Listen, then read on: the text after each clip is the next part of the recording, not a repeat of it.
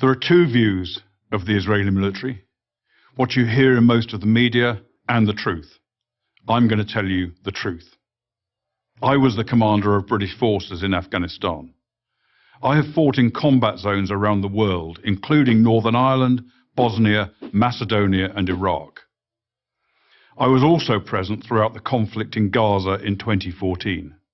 Based on my experience and on my observations, the Israel Defense Force, the IDF, does more to safeguard the rights of civilians in a combat zone than any other army in the history of warfare.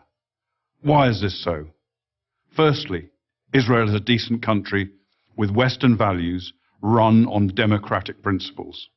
Israel has no more interest in war than Belgium does. In fact, Israel has never started a war. The only reason it ever goes to war is to defend itself. And it has to defend itself because, unlike Belgium, it is surrounded by countries and armed groups that want to destroy it. Secondly, Judaism, with its unsurpassed moral standards, remains a major influence on the citizens of Israel. I say this as a non-Jew. Thirdly, the army is composed overwhelmingly of citizen soldiers. Israel is a small country with a small professional army. To fight a war, it depends on its conscripts and its reservists. These are ordinary citizens, from professors to plumbers, called upon to defend their homes. They don't want to be fighting, and they don't want to harm others. Nowhere was the essential morality and decency of the IDF more evident than in the Gaza war of 2014. If ever there was a purely defensive war, this was it. The war was started by Hamas, the terror organization, designated as such by the US State Department that runs the Gaza Strip. In the first 6 months of 2014, Hamas launched hundreds of rockets at Israeli civilians. After repeated warnings from Israel to stop, the Israeli Air Force finally conducted precision strikes to halt the rocket fire, and the IDF advanced into Gaza to destroy a network of terror tunnels that Hamas had constructed to attack Israeli communities near the Gaza border. The IDF took extraordinary measures to give Gaza civilians notice of targeted areas, dropping millions of leaflets, broadcasting radio messages, sending texts, and making tens of thousands of phone calls. Let me repeat that. The Israelis called Gazans on their cell phones and told them to leave their residences and move to safety.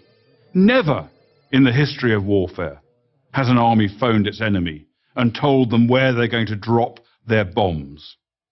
Many IDF missions that could have taken out Hamas military capabilities were aborted to prevent civilian casualties, increasing the risk to Israeli citizens and soldiers.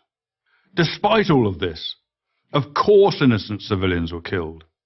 Every war is chaotic and confusing, and mistakes are frequent.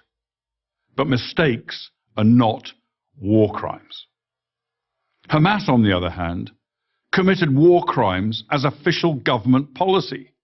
Hamas deliberately positioned its military assets among the civilian population, hiding weapons in schools and hospitals, and placing rocket launchers alongside apartment buildings, then forced those civilians to stay in areas they knew would be attacked.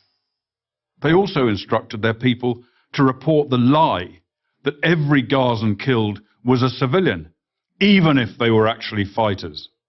And if there were no civilian deaths, Hamas made them up. Numerous internet sites show Palestinians elaborately staging sniper victims and smashed ambulances, among other phony horrors. It's so common, there's even a term for it, Pallywood, as in Palestinian Hollywood.